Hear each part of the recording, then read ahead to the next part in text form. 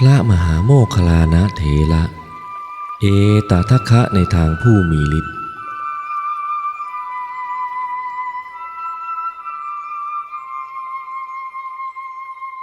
พระมหาโมคคัลลานะเป็นบุตรพราหมณ์นายบ้านในหมู่บ้านโกริตคามได้ชื่อว่าโกริตะ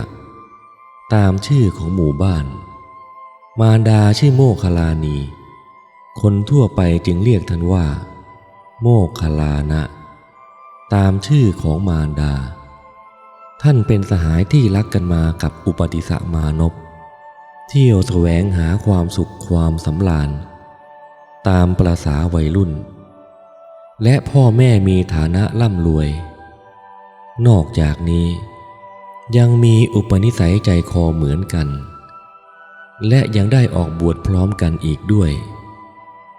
พระมหาโมคคัลลานะเมื่อได้อุปสมบทได้7 วันได้ไปทำความเพียรที่ป่าใกล้บ้านกาลวามุตตาคามแขวงมคธถูกถีนามิทาลมคือความง่วงเหงาเข้าครอบงำไม่สามารถทำความเพียรได้ขณะนั้นพระผู้มีพระภาคประทับอยู่ณสวนเพสกลาวันซึ่งเป็นสถานที่ให้เหยื่อแก่เนื้อใกล้เมืองสุงสุมาลคีรีอันเป็นเมืองหลวงของแคว้นภัคคะทรงทราบด้วยพระญาณว่าพระโมคคัลลานะง่วงอยู่จึงทรงทำปาฏิหาริย์ให้เห็นปรากฏประหนึ่งว่าเสด็จประทับอยู่ตรงหน้าทรงแสดงอุบายสำหรับระงับความง่วงแก่เธอตามลำดับดังนี้ 1. โมคคัลลานะเมื่อเธอมีสัญญาอย่างใดแล้วเกิดความง่วงขึ้นเธอจงทำไว้ในใจซึ่งสัญญาอย่างนั้นให้มากจะเป็นเหตุให้ละความง่วงได้ 2. ถ้ายังละไม่ได้เธอควรตรึกตรองถึงธรรมที่ได้เรียนมาแล้วได้ฟังมาแล้วให้มากจะเป็นเหตุให้ละความง่วงได้ 3. ถ้ายังละไม่ได้เธอควรสาธยายธรรมที่ได้เรียนมาแล้วให้มากจะเป็นเหตุให้ละความง่วงได้ 4. ถ้าเธอยังละไม่ได้เธอควรหย่อนช่วงหูทั้งสองข้างและลูบตัวด้วยฝ่ายมือจะเป็นเหตุให้ละความง่วงได้ 5. ถ้ายังละไม่ได้เธอจงลุกขึ้นแล้วลูบในตาลูบหน้าด้วยน้ำเหลียวดูทิศทั้งหลายแงนดูดาวจะเป็นเหตุให้ละความง่วงได้ 6. ถ้ายังละไม่ได้เธอควรทำไว้ในใจถึงอาโลกสัญญาคือกำหนดความสว่างไว้ในใจเหมือนกันทั้งกลางวันและกลางคืนทำให้เปิดให้สว่างจะเป็นเหตุให้ละความง่วงได้ 7. ถ้ายังละไม่ได้เธอควรเดินจงกรมสำรวมอินทรีย์มีใจไม่คิดไปภายนอกจะเป็นเหตุให้ละความง่วงได้ 8. ถ้ายังละไม่ได้เธอควรสำเร็จสีหสายญาตินอนตะแคงขวาซ้อนเท้าให้เหลื่อมกันมีสติสัมปชัญญะหมายใจจะลุกขึ้นเป็นนิดเมื่อตื่นแล้วควรรีบลุกขึ้นด้วยตั้งใจว่าเราจะไม่ประกอบความสุขในการนอนและการเคลิ้มหลับอีกจะเป็นเหตุให้ละความง่วงได้พระพุทธองค์ตรัสสอนอุบายเพื่อละความง่วงโดยลำดับจนที่สุดถ้ายังไม่หายง่วงก็ให้นอนแต่ให้นอนอย่างมีสติเมื่อปราณอุบายแก้ง่วงดังนี้แล้วได้ประทานโอวาทอีก3 ข้อคือ 1. โมคคัลลานะเธอจงทำไว้ในใจว่า เราจะไม่ชูงวงคือความถือตัวว่าเราเป็นนั่นเป็นนี่เข้าไปสู่สกุลเพราะถ้าภิกษุถือตัวเข้าไปสู่สกุลด้วยคิดว่าเขาจะต้องต้อนรับเราอย่างนั้นอย่างนี้ถ้าคนในสกุลเขามีการงานมากก็จะเกิดอิจฉาละอาใจถ้าเขาไม่ใส่ใจต้องรับเธอก็จะเก้อเขินคิดไปในทางต่าง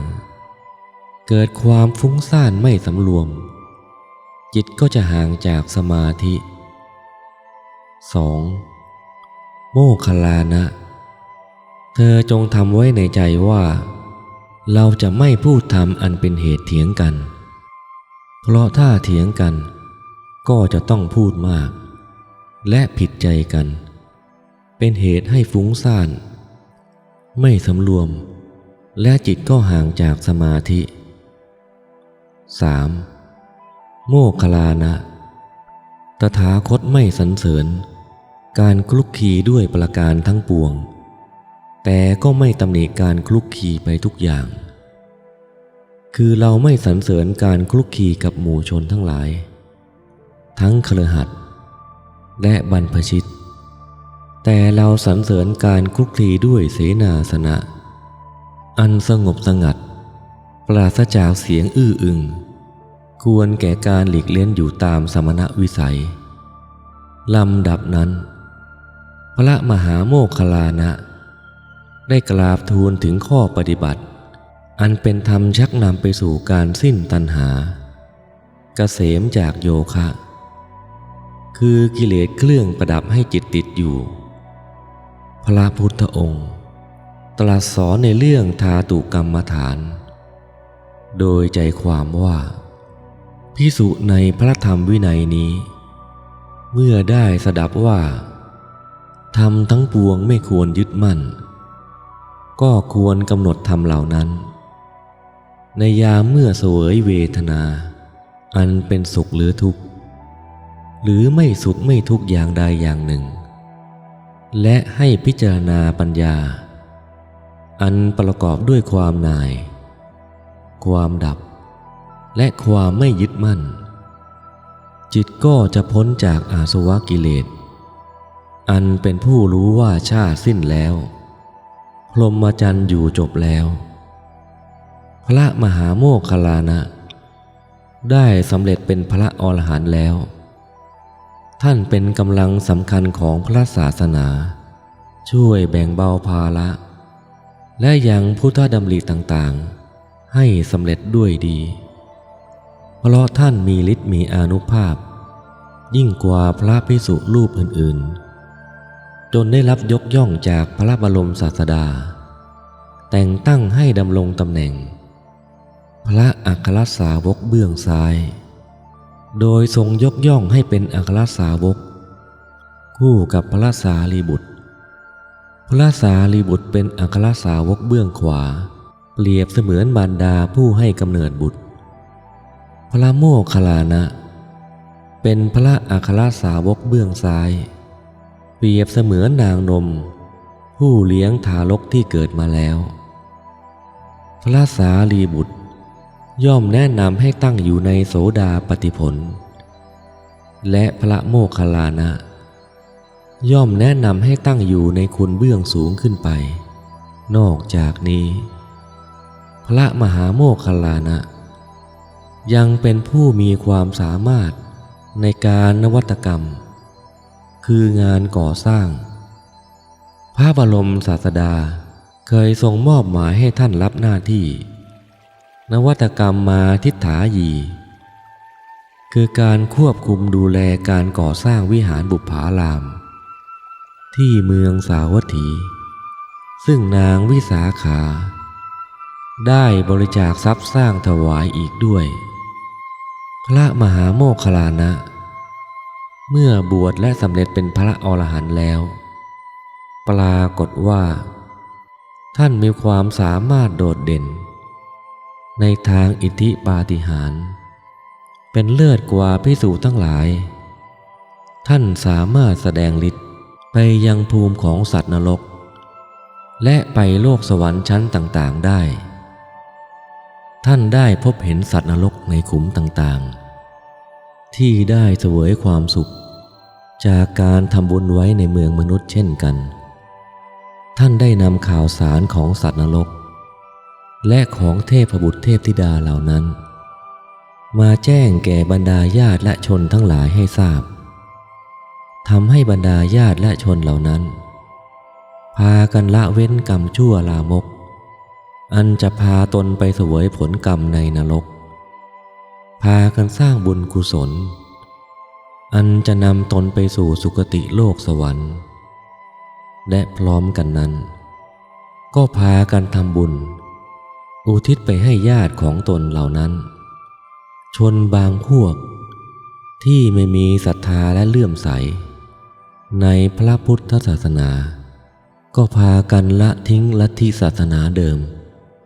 มาศรัทธาเลื่อมใสในพระพุทธศาสนามากยิ่งขึ้นทำให้พวกดีลถีทั้งหลายต้องเสื่อมจากลาภสักการะเป็นอยู่ลำบากอดอยากขึ้นเรื่อยๆเรื่องที่พระเถระไปเยี่ยมชมโลกสวรรค์ชั้นต่างๆนั้น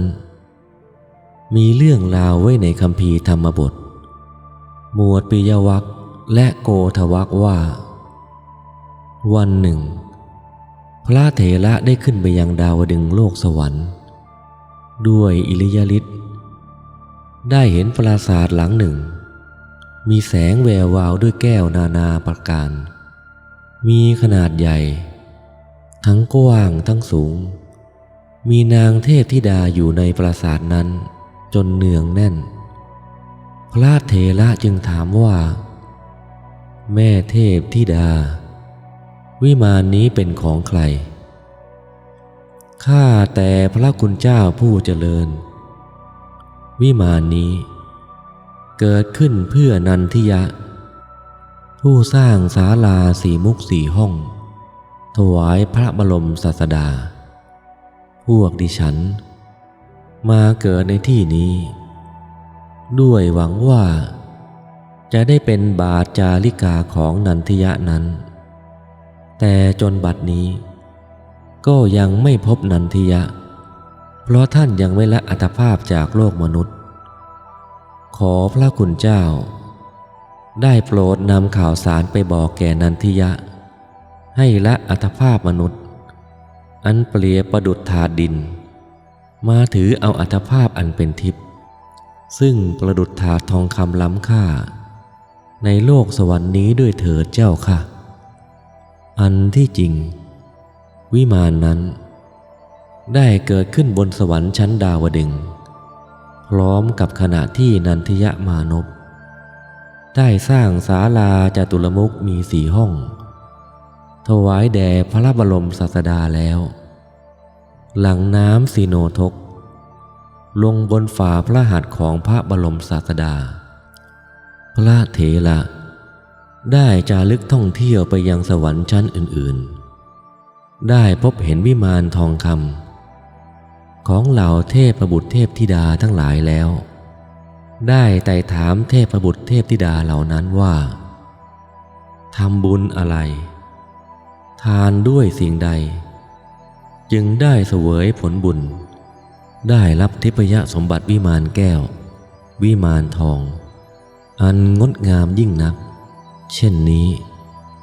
เทพบุตรและเทพธิดาเหล่านั้นต่างก็รู้สึกละอายที่จะบอกแก่พระเถระเพราะบุญทานที่พวกตนกระทำนั้นมีประมาณเพียงเล็กน้อยคือบางองค์บอกว่าเพียงรักษาคำสัตย์จึงได้สมบัติคือวิมานนี้บางองค์บอกว่าเพียงห้ามความโกรธจึงได้วิมานนี้บางองค์บอกว่าเพียงถวายอ้อยลำเดียวจึงได้วิมานนี้บางองค์บอกอีกว่าเพียงถวายมะพร้าวลิ้นจี่ผลเดียวจึงได้วิมานนี้พระเถระจาริกไปยังสวรรค์ชั้นต่างๆพอสมควรแก่อัธยาศัยแล้ว ก็กลับมาสู่โลกมนุษย์นำข่าวสารที่ได้พบเห็นมาแจ้งแก่หมู่ชนทั้งหลายซึ่งต่างก็พากันเลื่อมใสในพระพุทธศาสนาสร้างบุญสร้างกุศลเพื่อหวังผลอันเป็นสุขสมบัติในปรโลกสมัยหนึ่งพระพุทธองค์ทรงพิจารณาเห็นอุปนิสัยแห่งอรหัตผลของนักบวชนอกพระพุทธศาสนานามว่าอัคคิทัตจึงรับสั่งให้พระมหาโมคคัลลานะเถระไปอบรมสั่งสอนให้ลดทิฏฐิมานะละการถือลัทธินั้นเสียพระเถระรับพระพุทธบัญชาแล้วไปยังสำนักของอัคคิทัตนั้นกล่าวขอที่พักอาศัยสักราตรีหนึ่งแต่อัคคิทัตนั้นปฏิเสธว่าไม่มีสถานที่พักพระเถระจึงกล่าวต่อไปว่าอัคคิทัตถ้าอย่างนั้นเราขอพักที่กองทรายนั้นก็แล้วกันก็ที่กองทรายนั้นมีพญานาคตัวใหญ่มีพิษร้ายแรงอาศัยอยู่อาคคิทัตเกรงว่าพระเถระจะได้รับอันตรายจึงไม่อนุญาตแต่เมื่อพระเถระลบเล้าหนักขึ้นจนต้องยอมอนุญาตพระเถระจึงเดินไปที่กองทรายนั้นพญานาคเห็นพระเถระเดินมารู้ว่าไม่ใช่พวกของตนจึงพ่นควันพิษใส่พระเถระฝ่ายพระเถระก็เข้าเตโชกสินบังหวนควันไฟให้กลับไปทำร้ายแก่พญานาคทั้งพระเถระและพญานาคต่างก็พ่นควันไฟเข้าใส่กันจนเกิดแสงรุ่งโรจน์โชตนาการพิษควันไฟนั้นไม่สามารถทำอันตรายพระเถระได้เลยแต่ทำอันตรายแก่พญานาคฝ่ายเดียวอัคคิทัตกับบริวารมองดูแล้วคิดตรงกันว่าพระเถระคงจะมอดไหม้ในกองเพลิงเสียแล้วพร้อมทั้งคิดว่าสาสมแล้วเพราะเราห้ามแล้วก็ไม่ยอมเชื่อฟังรุ่งเช้าอัคคิทัตกับบริวารเดินมาดูปรากฏว่าพระเถระนั่งอยู่บนกองทรายโดยมีพญานาคกดรอบกองทรายแล้วแผ่พังพานอยู่เหนือศีรษะพระเถระจึงพากันคิดว่าน่าอัศจรรย์สมณะนี้มีอานุภาพยิ่งนักขณะนั้นพระผู้มีพระภาคเจ้าเสด็จมาถึงพระมหาโมคคัลลานะเถระจึงลงจากกองทรายแล้วเข้าไปกราบบังคมทูลอาราธนาให้เสด็จประทับนั่งบนกองทรายแล้วกล่าวกับอัคคิทัตว่าพระพุทธองค์เป็นศาสดาของข้าพเจ้าข้าพเจ้าเป็นสาวกของพระพุทธองค์ลำดับนั้นพระผู้มีพระภาคเจ้าทรงแสดงพระธรรมเทศนาให้อัคคิทัตพร้อมทั้งบริวารเลิกละการเคารพบูชาภูเขาป่าต้นไม้และจอมปลวกเป็นต้นที่พวกตนพากันเคารพบูชาว่าเป็นที่พึ่งอันเกษมสูงสุดให้หันมาระลึกถึงพระรัตนตรัยคือพระพุทธพระธรรมและพระสงฆ์อันเป็นสิ่งประเสริฐสุดนำไปสู่การพ้นทุกข์ทั้งปวงเมื่อจบพระธรรมเทศนาอัคคิทัตและบริวารได้บรรลุอรหัตผลด้วยกันทั้งหมดแล้วกราบทูลขอบรรพชาในพระพุทธศาสนาพระบรมศาสดาได้ประทานให้ด้วยวิธีเอหิภิกขุอุปสัมปทา พระมหาโมคคัลลานะเถระผู้เปี่ยมล้นด้วยคุณธรรมและความสามารถในอิทธิปาฏิหาริย์เหนือกว่าพระพุทธสาวกรูปอื่นๆแต่ท่านก็เป็นผู้มีอัธยาศัยใจกว้างไม่กีดกันไม่เบียดบังความดีความสามารถของคนอื่นไม่ฉวยโอกาสชิงความดีความชอบจากผู้อื่นดังจะเห็นได้จากเรื่องต่อไปนี้ในสมัยหนึ่งเศรษฐีชาวเมืองราชคฤห์อยากจะเห็นพระอรหันต์ที่แท้จริงเพราะในเมืองราชคฤห์นั้นมีเจ้าลัทธิหลายสำนักซึ่งต่างก็โอ้อวดว่าตนเป็นพระอรหันต์ทั้งที่การปฏิบัติและหลักคำสอนก็แตกต่างกันเป็นอย่างมากและหาแก่นสารมิได้จึงให้บริวารกลึงไม้จันแดงทำเป็นบาตรแล้วผูกติดปลายไม้ไผ่ต่อกันหลายลำตั้งไว้แล้วประกาศว่าใครเป็นพระอรหันต์ก็จงเหาะมาเอาบาตรใบนี้ไปเจ้าลัทธิทั้งหลายปรารถนาจะได้บาตรแต่ไม่สามารถเหาะมาเอาไปได้จึงเกลี้ยกล่อมให้เศรษฐียกบาตรให้ตนโดยไม่ต้องเหาะขึ้นไปแต่เศรษฐีก็ยังคงยืนยันว่าต้องเหาะขึ้นไปเอาเองเท่านั้นจึงจะได้ขณะนั้นพระมหาโมคคัลลานะเถระ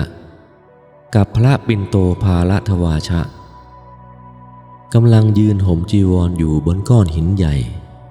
เพื่อเข้าไปบิณฑบาตในเมืองได้ยินพวกชาวบ้านพูดกันว่าในโลกนี้คงจะไม่มีพระอรหันต์เพราะวันนี้เป็นวันที่7แล้วท่านเศรษฐีประกาศให้พระอรหันต์เหาะมาเอาบาตรแม้แต่ครูทั้ง6ที่โอ้อวดนักหนาว่าเป็นพระอรหันต์ก็ยังไม่สามารถเหาะขึ้นไปเอาบาตรได้เลยเราเพิ่งรู้วันนี้เองว่าพระอรหันต์ไม่มีในโลกพระเถระทั้งสองต้องประกาศให้ประชาชนทั้งหลายรู้ว่าในพระพุทธศาสนามีพระอรหันต์อยู่จริงดังนั้นพระมหาโมคคัลลานะเถระแม้จะมีฤทธิ์มีอานุภาพมากกว่ามีอายุพรรษามากกว่าแต่อาศัยความที่ท่านเป็นผู้มีใจกว้างมีความเอื้อเฟื้อต่อผู้อื่นต้องการให้คุณของพระเถระรูปอื่นปรากฏบ้างจึงบอกให้พระปิณโตภาลทวาชะเถระเหาะขึ้นไปเอาบาตรนั้นลงมาเศรษฐีและชาวเมืองพากันแตกตื่นมาดูกันอย่างโกลาหลอีกเรื่องหนึ่งคือเมื่อพระบรมศาสดาทรงแสดงยมกปาฏิหาริย์แล้วเสด็จขึ้นไปจำพรรษาณดาวดึงส์เทวโลกมหาชนที่ประชุมกันอยู่นั้นไม่ทราบว่าพระพุทธองค์หายไปไหนจึงพากันเข้าไปถามพระมหาโมคคัลลานะเถระแม้พระเถระจะทราบดีแต่ท่านก็ไม่ทรงตอบโดยตรงกลับให้ไปถามพระอนุรุทธเถระทั้งนี้ก็เพื่อยกย่องคุณความรู้ความสามารถของพระพุทธสาวกรูปอื่นๆให้ปรากฏบ้างนั่นเองวันและเวลาผ่านไปตามลำดับเข้าสู่ปัจฉิมโพธิกาล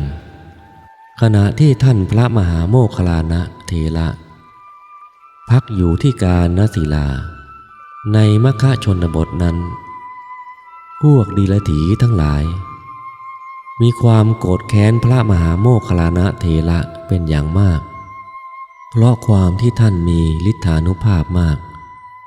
สามารถกระทำอิทธิฤทธิ์ไปเยี่ยมชมสวรรค์และนรกได้แล้วนำข่าวสารมาบอกแก่ญาติมิตรของผู้ไปเกิดในสวรรค์และนรกให้ได้ทราบ ประชาชนทั้งหลายจึงพากันเลื่อมใสในพระพุทธศาสนาทำให้พวกเดรัจฉีต้องเสื่อมคลายความเคารพนับถือจากประชาชนลาภสักการะก็เสื่อมลงความเป็นอยู่ก็ลำบากฝืดเคืองจึงปรึกษากันแล้วมีความเห็นอันเดียวกันว่าต้องกำจัดพระมหาโมคคัลลานะเพื่อตัดปัญหาเมื่อตกลงกันแล้วก็เรี่ยรายเงินทุนจากบรรดาศิษย์และอุปถากของตนได้เงินมาพอแก่ความต้องการแล้วได้ติดต่อจ้างโจรให้ฆ่าพระเถระพวกโจรใจบาปได้รับเงินสินบนแล้วพากันไปล้อมจับพระเถระถึงที่พักแต่พระเถระรู้ตัวและหลบหนีไปได้ถึง2 ครั้งในครั้งที่3พระเถระได้พิจารณาเห็นกรรมเก่าที่ตนเคยทำไว้ในอดีตชาติติดตามมาและเห็นว่ากรรมเก่านั้นทำอย่างไรก็หนีไม่พ้นจึงยอมให้พวกโจรจับอย่างง่ายดายและพวกโจรทุบตีจนกระดูกแหลกเหลวไม่มีชิ้นดีพวกโจรแน่ใจว่าท่านตายแล้วจึงนำร่างของท่านไปทิ้งในป่าแห่งหนึ่งแล้วพากันหลบหนีไปบุพกรรมของพระมหาโมคคัลลานะเถระในอดีตชาติพระมหาโมคคัลลานะเถระเกิดเป็นลูกคนเดียวของพ่อแม่ต่อมาเมื่อเจริญเติบโตขึ้นพ่อแม่ทั้งสองได้ประสบเคราะห์กรรมตาบอดด้วยกันทั้ง2 คนเป็นภาระที่ลูกชายคนเดียวต้องปฏิบัติเลี้ยงดูการงานทุกอย่างทั้งนอกบ้านในบ้านลูกชายจัดการเป็นที่เรียบร้อยพ่อแม่ทั้งสองมิต้องกังวลต่อมาพ่อแม่เห็นลูกชายอยู่ในวัยที่สมควรจะมีครอบครัวได้แล้วจึงจัดการสู่ขอหญิงสาวที่มีชาติตระกูลใกล้เคียงกันให้มาแต่งงานเป็นคู่ของลูกชายทั้งที่ลูกชายไม่ได้เต็มใจเพราะตนเองผู้เดียวก็สามารถปฏิบัติเลี้ยงดูบิดามารดาได้เป็นอย่างดีแต่เมื่อบิดามารดาเป็นภาระจัดการให้แล้วก็ไม่ขัดความประสงค์ของท่านเมื่อแต่งงานแล้วชีวิตครอบครัวที่มีลูกสะใภ้พ่อผัวแม่ผัวอยู่ร่วมกันมาในระยะแรกๆก็ราบรื่นสงบสุขเป็นอย่างดีแต่เมื่อการเวลาผ่านนานๆไปลูกสะใภ้ก็เริ่มรังเกียจพ่อผัวแม่ผัวที่ตาบอดด้วยกันทั้ง2 คนจึงหาวิธีกำจัดท่านทั้งสองด้วยการยุแย่สามีให้เกลียดชังพ่อแม่คือเมื่อสามีออกทำงานนอกบ้านก็แกล้งทำบ้านเรือนให้สกปรกรกรุงรังเมื่อสามีกลับมาก็ฟ้องว่าพ่อแม่ทั้งสองเป็นผู้กระทำตนเองไม่สามารถที่จะทนเห็นผู้เฒ่าตาบอดทั้ง2 คนนี้ได้อีกต่อไปแล้วระยะแรกๆสามีก็ไม่ค่อยเชื่อเท่าไหร่นักแต่ได้รับฟังแล้วก็นิ่งเฉยแต่เมื่อภรรยาพูดบ่อยๆและเห็นบ้านเรือนสกปรกมากยิ่งขึ้นจึงเชื่อคำของภรรยาและได้ปรึกษากันว่าจะทำอย่างไรกับคนแก่ตาบอดทั้ง2 คนนี้ดีเอาท่านใส่เกวียนไปฆ่าทิ้งในป่าภรรยาเสนอความคิดเห็นสามีแม้นจะไม่เห็นด้วยกับความคิดนี้เพราะตนเป็นคนรักและกตัญญูต่อพ่อแม่มาตลอดแต่เมื่อภรรยาลบเล้าไม่รู้จบสิ้นจึงใจอ่อนยอมทำตามที่ภรรยาแนะนำรุ่งเช้าได้จัดหาอาหารเลี้ยงดูพ่อแม่เป็นอย่างดี แล้วกล่าวว่าข้าแต่คุณพ่อคุณแม่ญาติที่หมู่บ้านโน้นต้องการให้คุณพ่อคุณแม่ไปเยี่ยมพวกเราไปกันในวันนี้เถิดลูกชายให้พ่อแม่นั่งบนเกวียนแล้วออกเดินทางพอมาถึงกลางป่าส่งเชือกบังคับโคให้พ่อถือไว้แล้วกล่าวหลอกว่าคุณพ่อจะปลายเชือกนี้ไว้โคจะลากเกวียนไปตามทางนี้ทราบว่าในป่านี้มีพวกโจรซุ่มอยู่ลูกจะลงเดินดูตัวโดยรอบเมื่อลงเดินได้สักครู่หนึ่งก็เปลี่ยนเสียงตะโกนร้องประหนึ่งว่าเสียงโจรดักซุ่มอยู่แล้วเข้ามาทุบตีทำร้ายบิดามารดาฝ่ายบิดามารดาเชื่อว่าเป็นโจรจริงๆแม้จะถูกทุบตีอยู่ก็ยังร้องบอกให้ลูกรีบหนีไปพ่อแม่แก่แล้วไม่ต้องเป็นห่วงลูกจงรักษาชีวิตไว้เถิด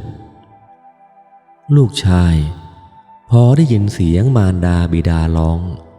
บอกให้รีบหนีไปไม่ต้องเป็นห่วงพ่อแม่ก็กลับคิดได้ว่าตนทำกรรมหนักพ่อแม่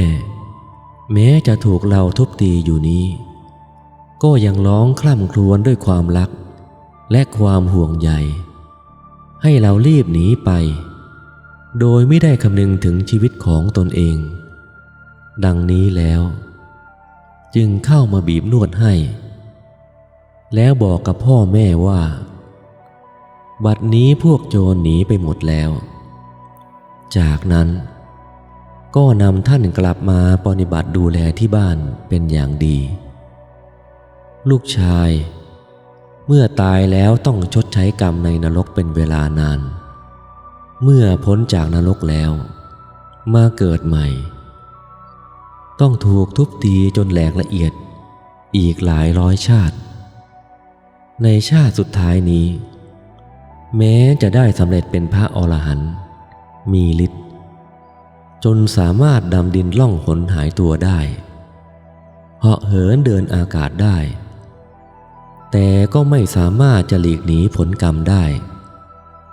ท่านจึงยอมให้พวกโจรจับทุบร่างจนแหลกเหลวดังกล่าวมานั่นเองพระมหาโมคคัลลานะเถระคิดว่าเราควรไปกราบทูลลาพระผู้มีพระภาคเจ้าก่อนจึงปรินิพพานดังนี้แล้วก็เรียบเรียงสรีระกายประสานกระดูกผูกมั่นด้วยกำลังฌานเหาะมาเฝ้าพระบรมศาสดาถวายบังคมแล้วกราบทูลลาปรินิพพานพระพุทธองค์ตรัสถามว่าโมคคัลลานะเธอจะปรินิพพานที่ไหนเมื่อไรข้าพระองค์จะนิพพานที่การศิลาในวันนี้พระเจ้าข้าโมคคัลลานะถ้าอย่างนั้นเธอจงแสดงธรรมแก่ตถาคตก่อนด้วยว่าการได้เห็นพระเถระเช่นเธอนี้จะไม่มีอีกแล้วพระเถระได้รับพุทธบัญชาเช่นนั้นจึงทำปาฏิหาริย์เหาะขึ้นไปบนอากาศแสดงพระธรรมเทศนาแล้วลงมาถวายอภิวาทกราบทูลลาไปยังกาลสิลาและปรินิพพานณที่นั้นตรงกับวันแรม15 ค่ำเดือน12หลังจากพระสารีบุตรปรินิพพานได้15 วันพระผู้มีพระภาคเจ้าเสด็จไปพร้อมด้วยภิกษุสงฆ์ทั้งหลายทรงเป็นองค์ประธานจุดเพลิงชาปนกิจให้ท่านขณะนั้นฝนดอกไม้ทิพย์ตกลงมาโดยรอบบริเวณ มหาชนพากันประชุมทำการสักการะอธิษฐานตลอด7 วันพระพุทธองค์โปรดให้สร้างเจดีย์บรรจุอัฐิไว้ณใกล้ซุ้มประตูแห่งพระเชตวันมหาวิหารนั้นพระผู้มีพระภาคเจ้าเมื่อพระอัครสาวกทั้งขวาและซ้ายปรินิพพานหมดแล้วก็เปรียบประหนึ่งต้นว่าแก่ที่ยิ่งใหญ่ทั้งสองหักลงแล้วคงเหลือแต่พระอานนท์ผู้เป็นพุทธอุปถากเพียงองค์เดียวเที่ยวติดตามประการหนึ่งว่าเงาของพระองค์ฉะนั้น